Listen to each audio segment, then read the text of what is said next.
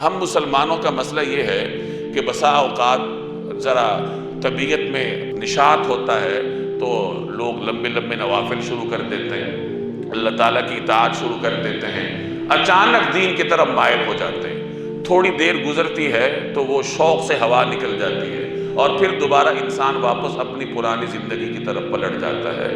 یہاں بنیادی مسئلہ یہ ہے کہ رمضان المبارک کے مہینے میں ہم تربیت کے اس مرحلے سے اپنے آپ کو گزارتے نہیں ہیں جو اللہ تبارک و تعالیٰ کا مقصود ہے۔ مقصود یہی ہے کہ انسان اس مہینے میں اپنے نفس پر ایسا قابو پانا حاصل کرے کہ پھر وہ گناہوں کے بھی قریب نہ جائے اور ہمیشہ کے لیے اپنے آپ کو عبادات پر کاربند رہنا سکھا دے۔ ہماری صورتحال یہ ہے کہ پہلے عشرے میں ہم تراویح پڑھتے ہیں، شوق ہوتا ہے،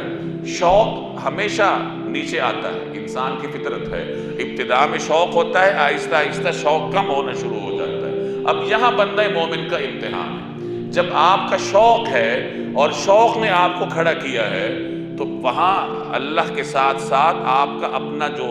انسان کا حظ ہے، یعنی اس کی جو لذت ہے، وہ بھی کار فرما ہوتی ہے۔ حقیقی عبادت کا امتحان اس وقت ہوتا ہے جب آپ کی طبیعت میں نشاط نہ ہو، دل نہ کر رہا ہو، اور اس وقت آپ اللہ تبارک و تعالیٰ کی رضا کے لیے اس کی بارگاہ میں کھڑے ہو جائیں۔ یہی بندہ مومن کا حقیقی امتحان ہوتا ہے، اور یہی ہم نے رمضان میں سیکھنا ہوتا ہے کہ آدمی اپنے آپ کو پابند کرے کہ جو بھی ہو لیکن رات کو قیام اللیل میں بہر صورت شریک ہونا ہے، چاہے جماعت کے ساتھ ہو یا گھر میں اپنے طور پر ہو۔